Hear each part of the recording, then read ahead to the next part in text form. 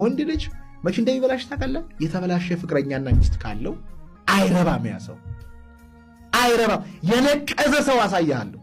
ሚስቱ ነዝነዛ፣ ክፉ፣ ሌባ፣ አጭበርባሪ ከሆነች ወንድ ልጅ የትም አይሄድም። እኔ እንደው ባያገባ ብቻውን ቢሆን ይሻላል መጥፎ ሴት ከሚያገባ አንድ ወንድ። ለዛ እኮ ነው፣ እውነት እኮ ነው። ከእያንዳንዱ ስኬታማ ወንድ በስተጀርባ የሆነች ሴት አለች ማናያት። ምክንያቱም ካየ የብዙ ወንዶች ህይወት የሚበላሸው ትክክለኛ ሚስት ያልያዙ ጊዜ ነው። ጥሩ ሚስት የያዙ ወንዶች ደግሞ ይለመልማሉ በነገራቸው ላይ። ምክንያቱም ወንድ ማድረግ የማይችለውን ነገር ሴቶች ስለሚያደርጉ፣ እኛ ማድረግ የማንችለውን ነገር ማድረግ እግዚአብሔር ጸጋ ሰጥቷቸዋል፣ ኃይል ሰጥቷቸዋል። ስፒሪቹዋሊ ድብን አድርጎ ይበልጡናል፣ ሜንታሊ ይበልጡናል። እኛ ጡንቻውን ያለን እንጂ ይሄንኛው ችግር አለ። እኛ በማናየው አንግል ያያሉ፣ አስተዋዮች ናቸው። እንደነሱ ልሁን ካልክ ደግሞ በጣም መድከም አለብን። ብዙዎቻችን ደግሞ ያን አናደርግም።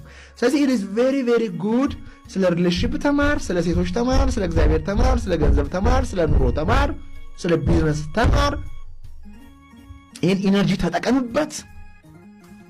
trust me after ምናምን years you gonna have podcast ቢዝነሶችን ገንብተ፣ ሰራተኛ ቀጥረ፣ የሶሻል ሚዲያን ኤክስፓንድ አድርገ፣ እናትን አኩርተ you gonna meet up በሚገርም ስቴጅ ማለት ነው።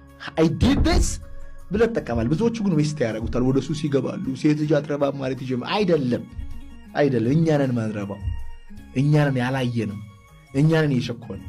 ስለዚህ give yourself የሆነ ስፔስ፣ give yourself ራስ ላይ በጣም ለመስራት። እንኳንም አልበደልካትም፣ እንኳንም ተበደልክ፣ እግዚአብሔር የተባረከችውን ይሰጣል። እስከዛ ግን አንተ የተባረከ ገንዘብ ያዝ፣ የተባረከ እውቀት ያዝ፣ የተባረከ ስራ ያዝ። መርጠ ነው የምታገባው። እግዚአብሔርን ጠይቀ መርጠ ታገባለህ። ገብቶሃል? የማወራክ ነገር የመምረጥ ፓወር። ገንዘብ ማለት አንዱ የሚሰጥ ነገር የምርጫ ፓወር ይሰጣል። ከገንዘብ በላይ ማን የምርጫ ፓወር እንደሚሰጥ ነገር መንፈሳዊ ንቃትና እግዚአብሔርን ማወቅ። በጣም በእግዚአብሔር ከተደሰት፣ በጣም ሰላም ካገኘ፣ በሱ ልብ ሐሴት ካደረገ፣ አሁን ሚስት የምትፈልገው ለደስታ አይደለም። you are already happy በእግዚአብሔር። በጣም የወደድኩልህ ነገር ምንድነው? ሳትፈራ በስሜት ራቆትን ሆነ እንዲህ ተደርጊያለሁ ብለህ ማውራትን እኔም እንድማር አድርጎኛል። ብዙ ሰዎችም እንዲማሩ አድርጓቸዋል። ካንተ ስተት ዓላማን ሰርቭ አድርገሃል።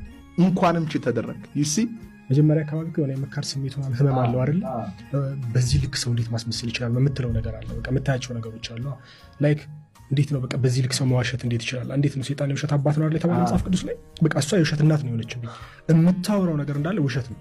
ተረዳህ? ኤቭሪቲንግ ማለት ነው። ላይ ከልጁ ጋር ስትተዋወቅ መጀመሪያ እንደነገረችው ነው የነገረኝ። ስናወራ በስልክ ግን ምንድን ነው ያለኝ እሱ ከ2 ወር በኋላ ነው የነገረችኝ።